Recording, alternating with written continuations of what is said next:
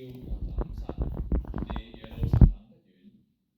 若有安息日可走的路程，當下門徒從那裏回耶路撒冷去，進了城，就上了所住的一間樓房，在那裏有彼得、約翰、雅各、安德烈、腓力、多馬、巴多羅買、馬太、亞勒腓的兒子雅各、奮銳黨的西門和雅各的兒子猶大。這些人同着幾個婦人和耶穌的母親瑪利亞，並耶穌的弟兄，都同心合意地恆切禱告。第2章。五旬節到了，門徒都聚集在一處。忽然從天上有響聲下來，好像一陣大風吹過，充滿了他們所在的屋子。又有舌頭如火焰顯現出來，分開落在他們各人頭上。他們就都被聖靈充滿，按着聖靈所賜的口才說起別國的話來。第43節。眾人都懼怕，使徒又行了許多奇事神蹟，信的人都在一處凡物公用，並且賣了田產、家業，照各人所需用的分給各人。他們天天同心合意恆切地在殿裏，且在家中擘餅，存着歡喜誠實的心用飯，讚美神，得眾民的喜愛。主將得救的人天天加給他們。經文讀畢。今日講完係本會傳道李德賢傳道，佢講題係與聖靈同行的人生。將我哋而家俾佢傳道。晚安。咁小紅院咧，我今日選嘅呢段嘅幾段嘅經文啦，我相信大家都好熟悉啊，喺呢邊。嗱，過去咧4月5號即係前2-3個禮拜咧，係咪4月5號嘅第一個嘅主日咧，係紀念主耶穌基督復活嘅日子喎。咁如果耶穌基督復活之後顯現俾使徒睇係40日啊嘛，咁如果你由4月5號開始數到今日係幾多日啊？第幾日？顯現俾門徒睇？20日。今日4月20號係咪？減一減係20日啦。咁根據《使徒行傳》所講咧，耶穌基督升天之後，佢向跟隨佢嘅一班嘅門徒咧就顯現啦，教導佢神國嘅事情，咁有40天咁耐嘅時間嚇。並且咧對門徒咧講出咗一個好重要嘅吩咐，係乜嘢吩咐咧？呢個字咧可能係即係冇 highlight 到，所以咧我讀俾大家聽。咁係一個好重要嘅吩咐，佢話不要離開耶路撒冷，要等候父所應許的，就是你們聽見我說過的。約翰是用水施浸，但不多幾日，你們要受聖靈的浸。嗱，耶穌吩咐佢哋要一齊等候聖靈嘅降臨，因為耶穌被捕之前咧，佢曾經對門徒咁樣講過，喺約翰福音16章7節度講下：我若不去，保惠師就不到你們這裏來啦；我若去，就差他來。咁個保惠師自然就係講緊聖靈啦。咁耶穌吩咐門徒做啲咩？首先，你哋唔好離開耶路撒冷，係要等候聖靈嘅降臨。咁聖靈幾時降臨呢？耶穌點講啊？不多幾日，你就要受呢個聖靈嘅浸啦。咁啊，唔知幾時嘅喎，都唔知幾耐喎，不多幾日啊嘛。咁我相信耶穌講得不多幾日，即係唔會好長嘅時間啦，係咪啊？咁究竟聖靈降臨嘅時候，門徒會見到一啲咩嘅狀態咧？係咩時間會降臨咧？係嗰日嘅早上啦、中午啦、下午啦，定係晚上咧？冇講喎，耶穌冇講啊。耶穌就係吩咐門徒嘅重點，個重點就係你哋要一齊喺耶路撒冷等候，一齊去經歷見證聖靈嘅降臨，呢個係重點嚇。至於話幾時，你唔需要知道啊。總之你哋一班人要等啦。所以眾人咧都好緊記耶穌基督嘅吩咐。當佢哋離開橄欖山之後，翻到去耶路撒冷，就去到上到一間佢哋住嘅樓房，就開祈禱會咯喎。咁喺嗰度咧，唔係1-2個人一齊祈禱，而係你起碼頭先你再睇多頭先自己全部讀嗰時咧，係使徒行傳嘅1章係咪第12節嗰度咧？你數下嗰啲人物啦，起碼啦，我咁樣數都有15、16個人㗎啦，已經。初有15、16個人，咁之後應該越嚟越多嘅，係咪？咁由嗰日開始咧，門徒就好恆切禱告啦，每日佢哋都會開祈禱會，我相信佢哋每日都開祈禱會嘅，一齊為聖靈降臨呢件事祈禱啦。到咗最後，當佢哋祈禱嘅時候，聖經形容佢哋係點啊？佢係同心合意去祈禱喎，即係同埋一條心為咗一個方向祈禱。嗱，一班基督徒你禱告嘅時候咧，聖經都教我哋嘅要同心嘅。你有冇試過祈禱嘅時候，你隔離嗰陣你唔係好中意佢，佢又開聲大祈禱喎，你講唔講到阿門咧？講到，你都講到啊？我就都難講到嘅，因為我對於佢可能做嘅嘢，佢麻麻地嘅做得，但係佢又帶我祈禱，點講阿門咧？即係其實講阿門嘅意思係乜嘢啊？即係話我哋頭先所講嘅嘢係誠心所願，唔係確實真係咁樣。我希望咧主真係咁樣成就啊嘛，係咪啊？咁而當時嘅門徒咧，佢哋真係咁樣為住一個方向，為住一件事情去祈禱。聖靈咧喺當中咧，就係俾人睇到咧，佢點樣顯明佢嘅心出嚟。嗱，基督教信仰我哋所信嘅嗰位咧係三位一體嘅真神，係聖父、聖子、聖靈三位一體嘅真神。咁聖靈咧係三位一體真神裏邊其中一個位格嚟嘅。咁究竟聖靈係啲乜嘢？你信咗耶穌都好多年係咪啊？究竟聖靈係啲乜嘢咧？喺你嘅認識裏面，究竟係乜嘢嚟嘅咧？喺聖經裏邊，你揾到啲咩地方係講聖靈嘅咧？嗱，當耶穌受浸嘅時候，聖靈係點樣形容啊？彷彿好似鴿子降喺耶穌嘅身上面啊！咁聖經就將聖靈好具體化，用咗一個嘅鴿子嚟到形容啊，即係呈現喺人嘅面前。咁聖靈就係帶住一種好溫柔啦、好和平啦、好和諧、好純潔一個力量，住喺人嘅心嘅裏邊。嗱，五旬節降臨嘅時候，聖靈降臨咯喎。嗱，按住猶太人嘅傳統咧，五旬節咧係點計出嚟咧？係有逾越節開始之後開始計算嘅第50日，就叫五旬節啦，就係聖靈降臨啦。嗱，當聖靈降臨嘅時候，整個聚會嘅場地咧係俾人睇到有一個異象，我相信係一個異象嚟嘅嚇。係感受到有一啲嘅響聲啦，好似一陣嘅大風吹過，充滿咗成個嘅地方，成個嘅屋子，就係講緊有一種嘅好強嘅力量，係聖靈嘅能力啊，充滿咗整間嘅房子。之後就有像火焰一般嘅舌頭喎，像火焰一般嘅舌頭降落喺每個人嘅身上面。嗱，聖靈賜俾佢哋咧有口才去講起別國嘅語言，唔係講緊自己平時講嘅説話，平時熟悉嘅語言，而係用別國嘅話語嚟到講説話。所以當聖靈降臨咗一個人嘅身上面嘅時候，內住喺人嘅心裏邊咧，人係會經歷到一啲神蹟奇事嘅。人係會經歷到神蹟奇事嘅。五旬節門徒聚集啦，嗱，嗰個門徒咧唔單止係指12位使徒啊，而係在場嘅一啲門徒，佢哋一齊咧係受聖靈嘅浸喺裏邊。聖靈賜俾人一種語言嘅一個嘅能力，另外一個語言嘅能力啊嚇，俾佢哋講起別國嘅説話嚟。嗱，喺使徒行傳嘅年代咧，唔似我哋而家好多機會，你想學韓文，你去學韓文班；你想學日文，你去學日文班。普通話唔使學，我哋聽普通話詩歌已經學到，係咪啊？好多機會學唔同國家嘅語言，但係當時使徒年代係咪咁嘅？佢哋唔係咁嘅喎。本身使徒佢哋自己有一個嘅語言，佢哋會加利利人，佢哋可能會講亞蘭文啦，係咪？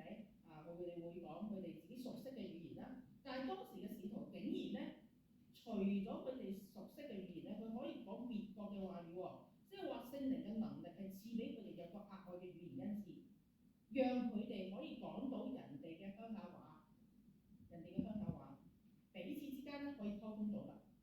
我記得好多年之前咧，我聽過呢個陳柳山咧，佢係喺講壇上面講到，佢分享咗一個見證。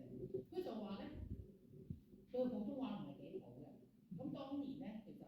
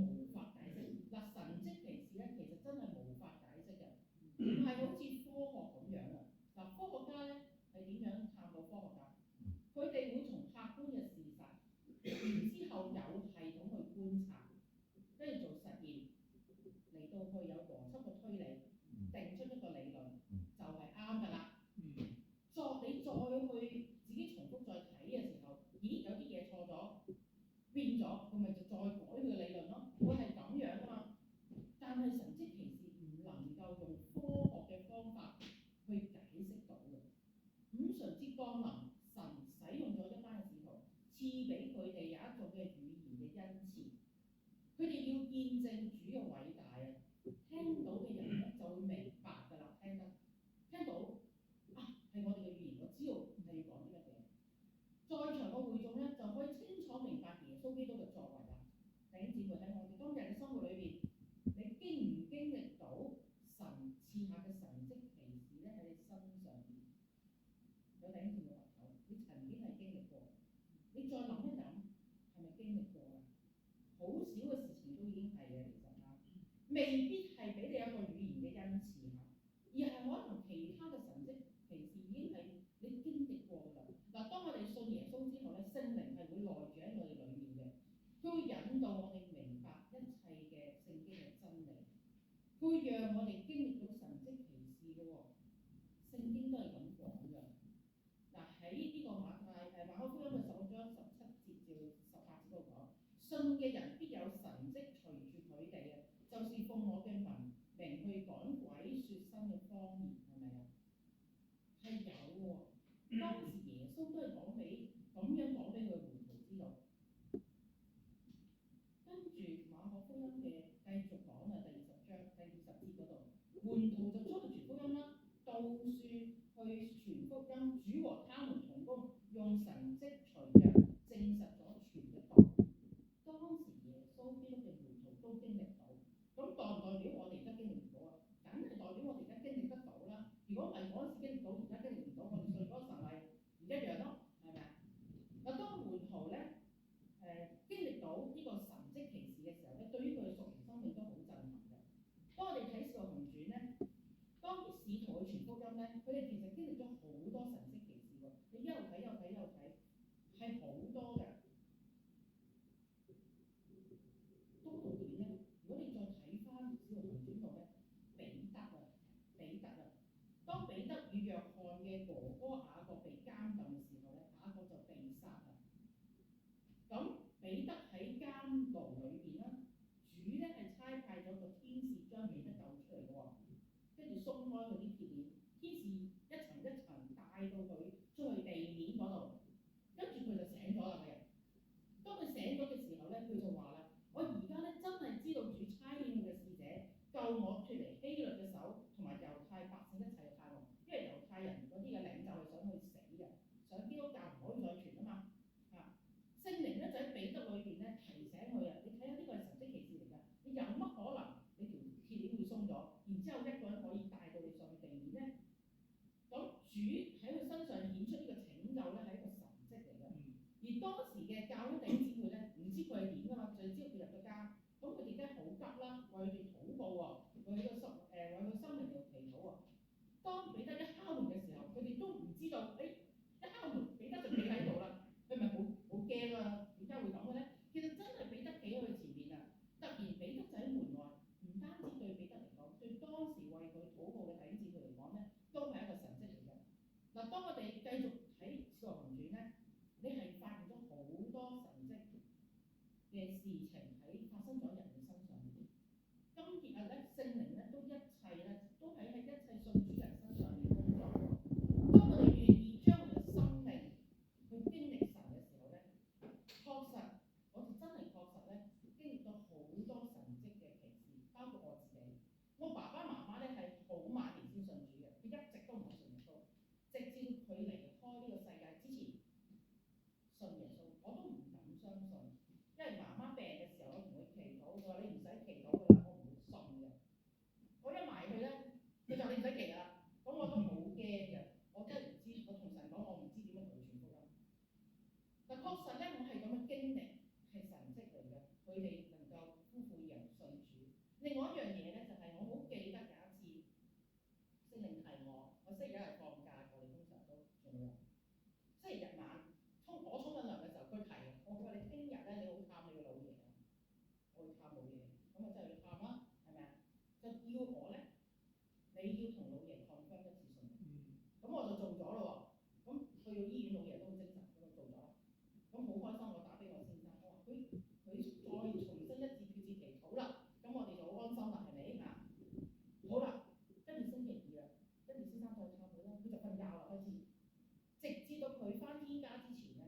佢都係我哋揾唔到個機會再同佢講福音啦。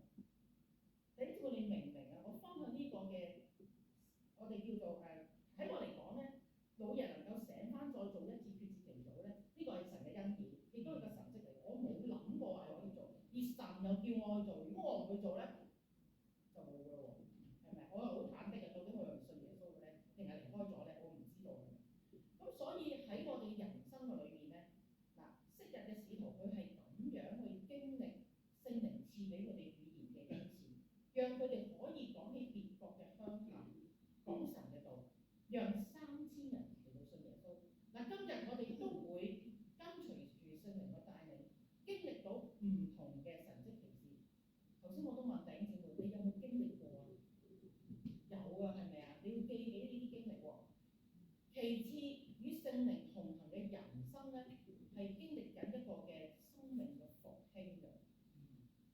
生命嘅復興。五旬節嘅嗰一日，彼得同埋11個使徒啦，同埋其他個門徒咧，係被聖靈充滿。彼得就向會眾宣講咗第一篇嘅信息啦。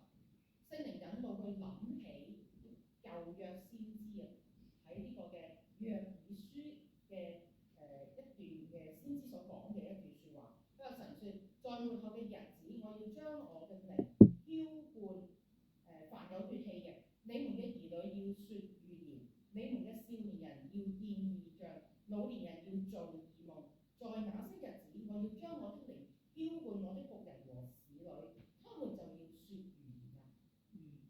想起約珥書嘅先知所講嘅一段説話，佢向眾人解釋：我哋唔係飲醉酒啊，我哋係被聖靈充滿啊！嗱，昔日約珥先知都係咁講喎，預言神嘅靈係會降臨喺少年人啦、老年人啦、僕人啦、侍女啦，唔分任何嘅階層，唔分性別，唔分年齡，佢哋都會從呢個異夢異象裏邊明白神嘅心意嘅，讓人喺末後嘅日子你睇到神蹟奇事。當時耶穌基督嘅復活，其實就係已經一個神蹟嚟㗎啦，係嘛？彼得就親身經歷過啊，所以佢好勇敢企起身嚟到去為主作見證。主耶穌已經從死裏復活，佢唔能夠再被死亡拘禁，佢係大衛嘅子孫，被選納嗰個後裔，被高舉升到天上嘅寶座，成為一個君王，坐喺父神嘅右邊嘅已經，佢就係講緊呢個福音嘅信息俾一班在座嘅會眾知道。彼得被聖靈充滿之後，佢生命力好強啊！佢嘅生命力得着嗰個復興，佢好努力去為主作見證，解釋福音嘅內容。耶穌基督嘅真實性就係咁樣噶，你哋知唔知道啊？舊約先知同埋預言其實已經講咗啦，神嘅靈係會降臨嘅。主耶穌基督係大衛嘅子孫，呢啲全部都係事實嚟㗎。佢講俾會眾聽係真實㗎。昔日彼得係好血氣㗎嘛，如果你認識，就算佢信咗耶穌初期嘅階段，其實佢都係好血氣嘅。當耶穌咧問彼得，話俾彼得聽：你要3次不認我㗎？彼得有咩回應啊？彼得話：我就是必須和你同死，我都唔會唔認你嘅。哇，好理直氣壯咁講啦嗰時啊！結果彼得真係3次不認主喎。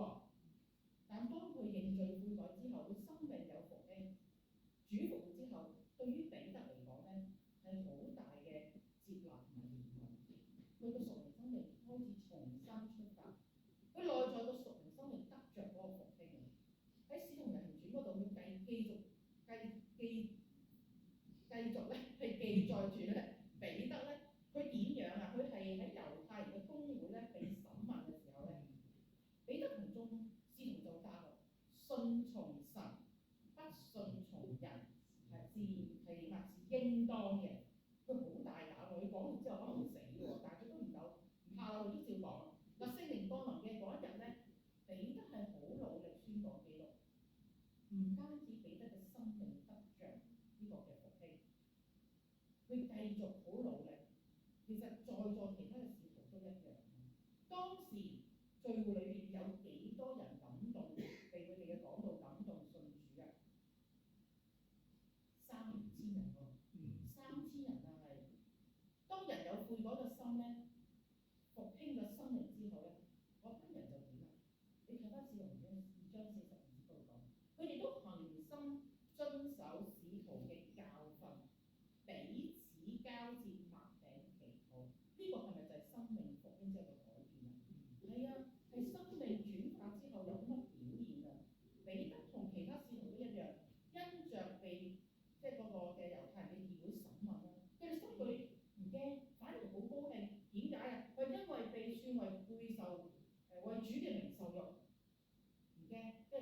狀咁樣行翻出去。嗱，另一個人物咧喺使徒行傳都記載就係保羅啊。保羅咧喺大馬色嘅路上被主光照之後咧，佢嘅生命真係又再嚟一次嚟到回轉啊！佢好積極傳福音，以前好積極逼迫基督徒，而家好逼迫基督徒啦，係啦，而家好積極嚟到傳福音。喺佢3次宣教嘅旅程裏面，建立咗好多教會，又寫咗好多唔同嘅書信，鼓勵當地教會嘅基督徒。嗱，弟兄姊妹，你有冇經歷過咧？被主嘅道提醒咗之後，你生命有復興啊？有冇經歷過？唔好咁岌口，即係話可能你信咗主好耐，我都唔知有冇經歷過復興啊？係咪？唔知啊，係咪啊？希望今晚你聽完呢啲道，你生命經歷過復興啊！我決志信耶穌，我自己好年輕嘅時候，中學生係決志信耶穌嘅。我好記得我決志信咗耶穌之後，唔知點解當時唔明，而家明啊！嗰個朝頭早去翻學咧，我覺得係好開心，我覺得我好開心喎。咁我而家諗翻轉頭咧，原來係一個復興嘅生命。我覺得我唔再係一個污糟邋遢嘅人，耶穌都解決咗我罪嘅問題啦已經。咁跟住我好積極咧，幫助一啲有需要嘅人。我中午嘅暑假咧就去社區中心做義工，跟住我又會係去保良宮去探啲孤兒嘅，同埋啲義工朋友探訪，我會探訪啲獨居嘅長者。咁你見我做咁多服侍，即係去探人啊、幫助人咧，跟住神就帶咗我去做社工咯，即係我有呢個心志去做呢個嘅即係職位啦咁樣。咁探訪好多嘅人，呢個就係我自己經歷到生命嘅復興。當彼得3次唔認主，佢願意回轉，主咧好早咧已經話俾佢聽，佢話彼得，西門，撒旦咧想要得着你哋啦，好犀利，像西麥子一樣。但我已經為你祈求，叫你不至於失咗信心。你回頭嘅時候，要堅固你嘅弟兄。即係話咧，耶穌知道你得到佢唔住，不過你認罪悔改嘅時候，之後你就要堅固你嘅弟兄啦。結果聖靈降臨，彼得生命得着復興啊！佢真係咧成為一個眾使徒裏邊嘅，我叫做阿頭啦，佢哋叫做啊，係一個領袖，作為堅固弟兄有個領袖，與聖靈同行，佢嘅生命得着好大嘅改變。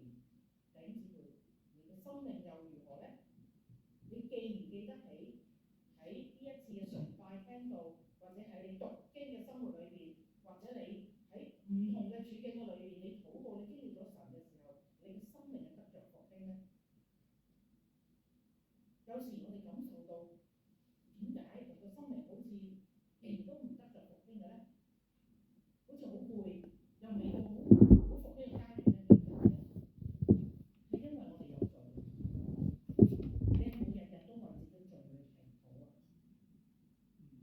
唔係淨係食飯祈禱喎，你有冇為罪祈禱？唔係淨係為自己工作祈禱，要為你嘅罪祈禱。咁你就話乜我有罪咩？你諗一諗，冇一個人敢話自己冇罪。你細心啲諗咧，你可能犯咗啲人唔認嘅過犯。我哋都要為自己呢一啲嘅罪嚟到禱告，讓聖靈咧對你每一日生活都更新。你向主承認罪嘅時候，將你嘅生命嚟到更新嘅時候，你就會重新得力嘅。你係真心真意喎，你求主俾你睇見你以為你冇嘅嘢，跟住佢就會俾你睇見你犯嘅錯㗎啦嚇。唔好錯過每一日去喺主嘅面前去認罪祈禱啊！嗱，與聖靈同行嘅生命咧，讓人咧係經歷到神蹟奇事啦。而第二方面係讓人經歷到生命嘅復興啊嘛。而第三方面係乜嘢啊？係你會經歷到一個充滿力量嘅服侍啊！咩叫充滿力量嘅服侍啊？喺五旬節當聖靈降臨之後，跟隨主嘅一班嘅使徒咧，包括其他嘅門徒啦，佢哋受咗聖靈嘅浸禮之後，佢內心裏邊有一份嘅喜樂同埋動力，佢哋好努力去傳福音。當你一讀使徒行傳，佢哋就係好努力傳福音，然之後好多神蹟奇事佢哋經歷得到。彼得講到信主有3000人，有一日彼得同約翰咧就定期咧都會去聖殿禱告嘅，親近主。嗰日係下晝3點鐘，佢哋一齊喺聖殿嘅尾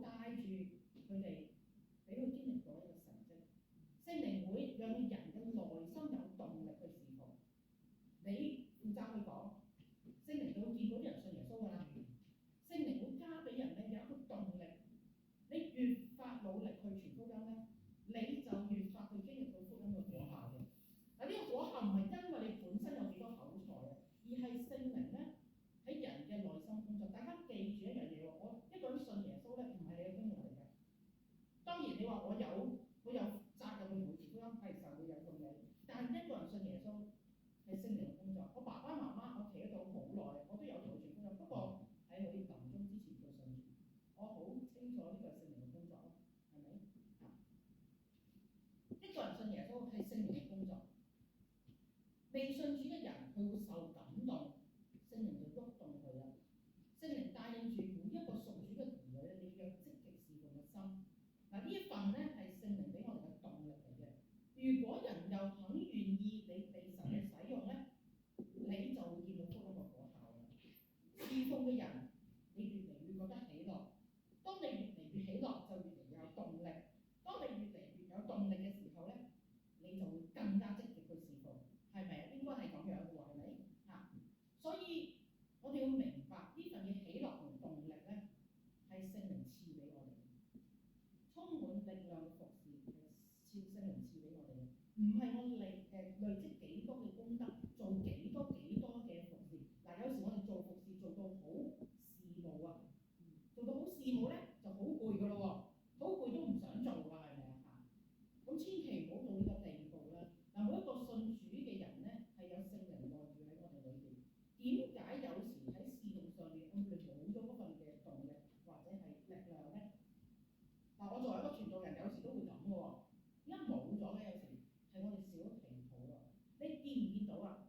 彼得同約翰咧，佢係每日啊，猶太人有祈禱噶嘛，猶太人有3個時段祈禱，佢哋好勤力㗎，去聖殿去禱告啊。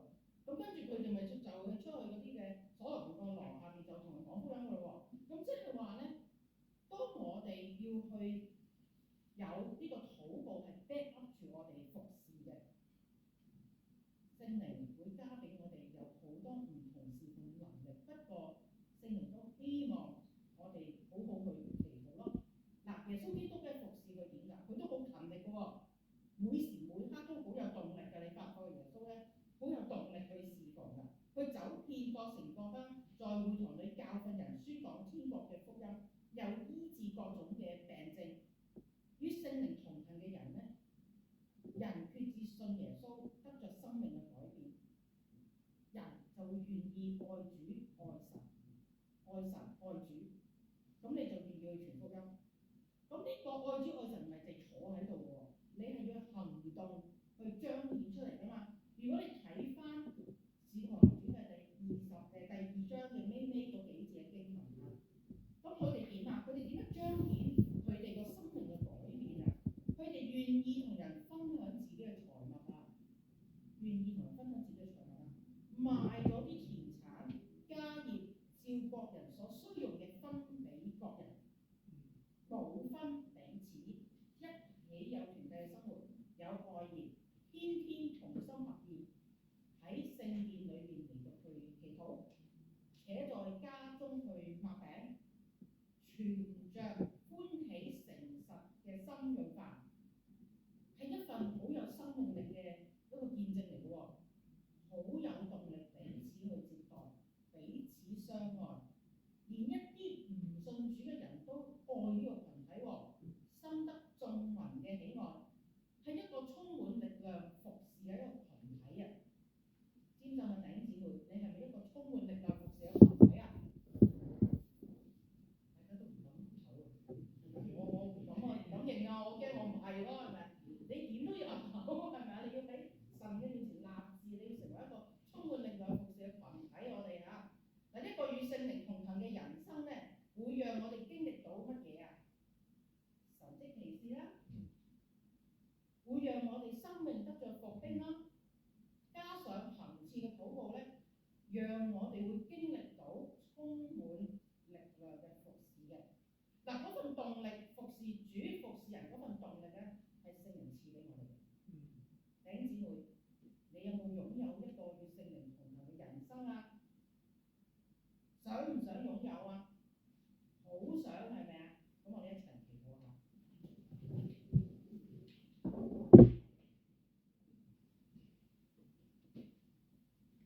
耶穌，我哋多謝你，賜下聖靈保惠師住喺我哋眾人嘅心裏邊，讓我哋喺人生裏邊可以經歷到神所賜下嘅神蹟奇事。喺聖靈嘅督責提醒裏邊，讓我哋嘅生命咧每日都有更新改變，讓我哋生命得嘅復興，讓我哋出翻呢個教會嘅門口，我哋去到我哋嘅群體，可能係我哋工作嘅群體，我哋嘅識嘅朋友嘅群體，我哋嘅親戚嘅朋友嘅裏邊，讓我哋每時每刻都有力量嚟到去彼此服侍，每時每刻都見證主耶穌基督。願主帶領住我哋嘅生命，成為別人嗰個祝福。我嘅禱告係交託奉主耶穌基督嘅聖名祈求。